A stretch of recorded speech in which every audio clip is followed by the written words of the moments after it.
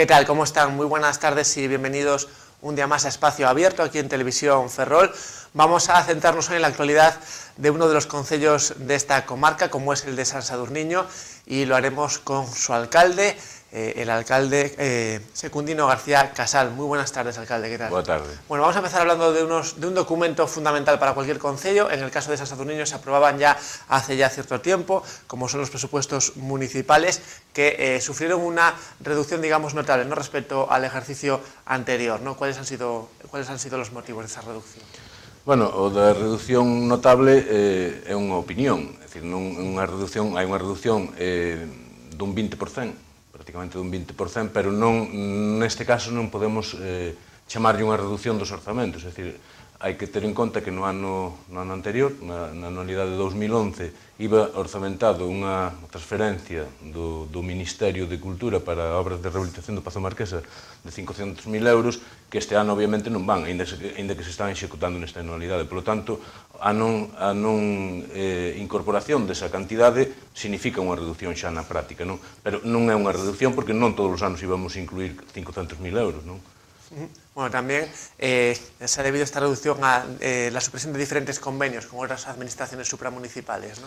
Sí, vamos a ver, hai que ter en conta que estamos nun contexto difícil, non podemos escapar ninguén a iso. Reducíronse pois considerablemente as transferencias tanto correntes como transferencias de capital de outras administracións que na economía local, nos presupostos dos concellos, pois é unha cuestión que ten moita incidencia, non? Haise que dar conta que o financiamento local depende en gran medida tamén de transferencias de outras administracións. Transferencias en algúns casos que están regladas e transferencias en outros casos que non están regladas, que dependen tamén da sensibilidade dos gobernos de turno. Hai que recoñecer nestes momentos que estamos nunha voráxime de reducción drástica de investimento público e que se traduce tamén en reducción de aportacións de outras administracións a proxectos que poida haber nos propios concellos, non?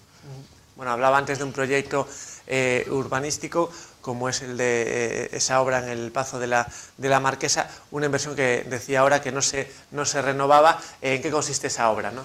Bueno, estamos recuperando o que é un edificio emblemático na localidade, como é o Pazo da Marquesa. Era a casa da persoa que controlaba todo o concello, que tiña o poder sobre todo o territorio municipal.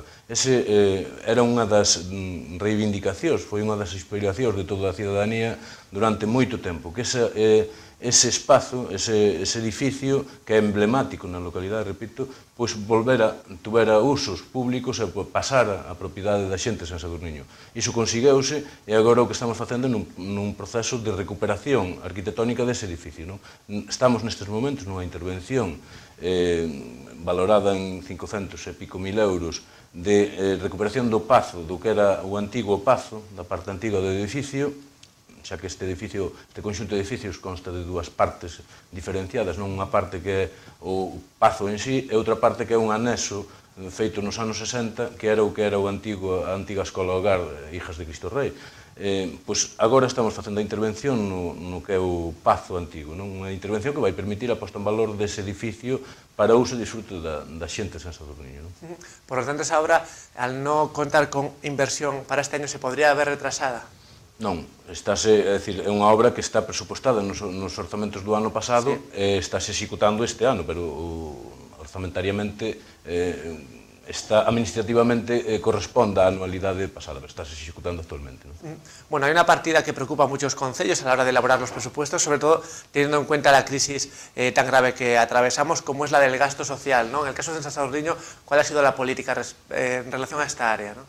Nos mantemos as cantidades do ano pasado, como decíamos antes, nun contexto onde hai unha reducción, unha lixeira reducción neste caso, non unha reducción grande, pero si unha lixeira reducción con respecto aos orzamentos do ano pasado, mantemos ou incluso aumentamos o gasto social, os recursos que se destinan a servicios sociais, a todo relacionado coa atención ás persoas. Todo iso mantemos esas cantidades e a nosa idea é seguir mantendo esas cantidades. Non podemos nun contexto de dificultades económicas suprimir as partidas que permiten que a xente poida seguir vivindo con dignidade.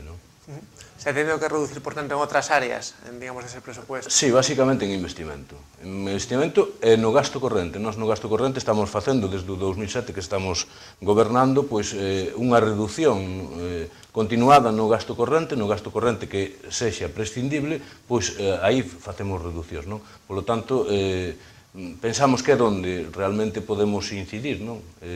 Reducindo o gasto corrente que sexa prescindible e, neste caso, pois, con menos investimentos, que é o único que podemos facer, non? Bueno, y hablando de la relación del presupuesto con los vecinos, ¿hay desde el Concello de San Sadurniño intención de que los vecinos participen en ese presupuesto de alguna manera? Sí, nos puxemos en marcha hai 3 anualidades, se non recordo mal, pois un proceso que chamamos orzamentos participativos, que é un mecanismo de participación directa da cidadanía na elaboración dos orzamentos.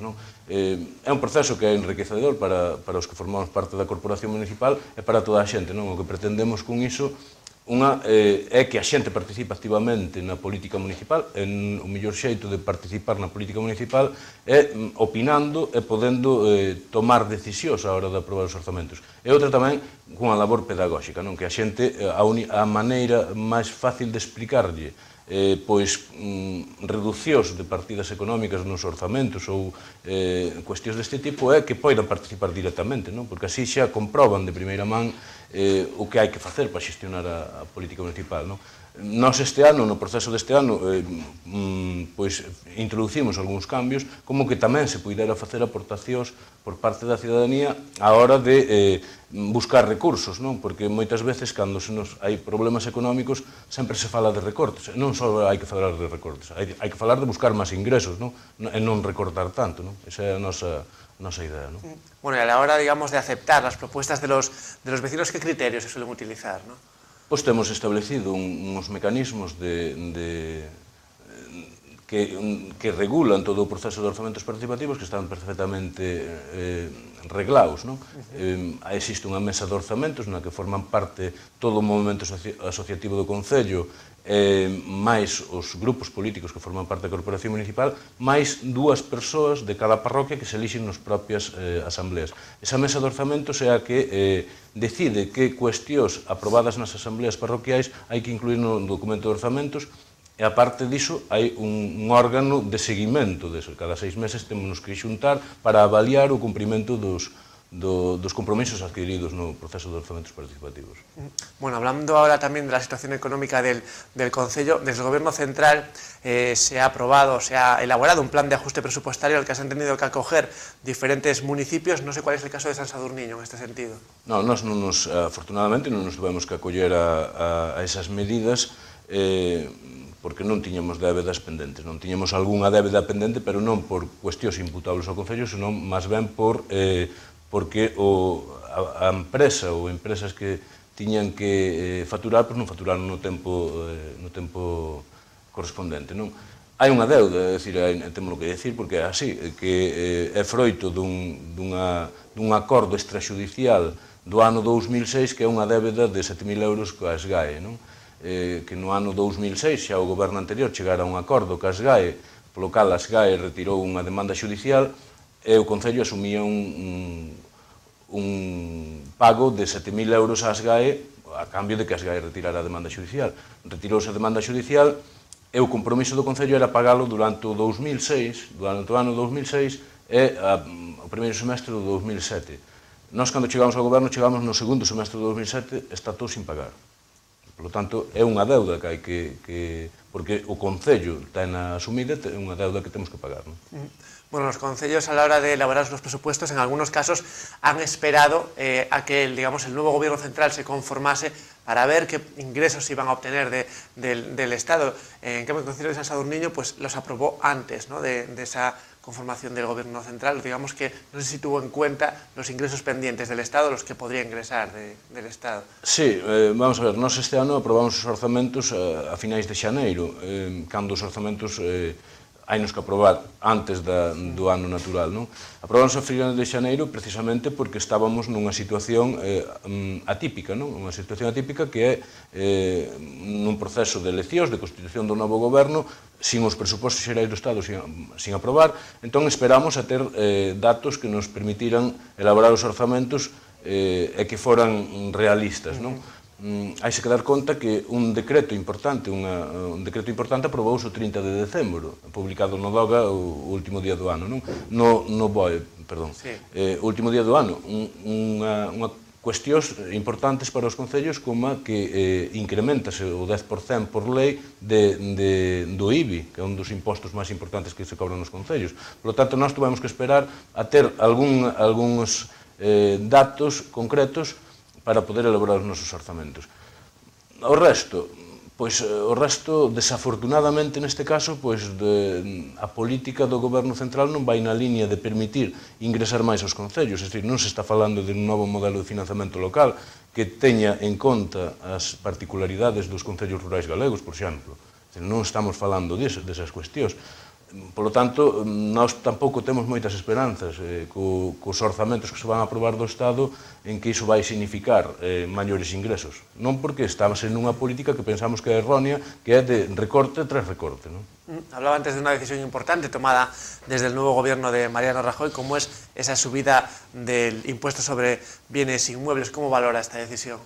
Pois mal. É dicir, valora mal porque, primeiro, que é un incumprimento dunha promesa electoral. É dicir, aquí, cando se incumplen deliberadamente promesas electorais, pois xa nos parece normal. Xa nos parece normal a todos os cidadáns. Neste caso, hai no que dicir. O Goberno Central, o partido que ostenta o Goberno do Estado español, decía por activa e por pasiva hai escasamente 3 meses que non iba a subir os impostos. E subeu un imposto. Non é que subira só un imposto do Goberno Central, é que subeu un imposto que aplican os concellos. E hai que explicar á xente, non somos nós os concellos que estamos subindo o IBI.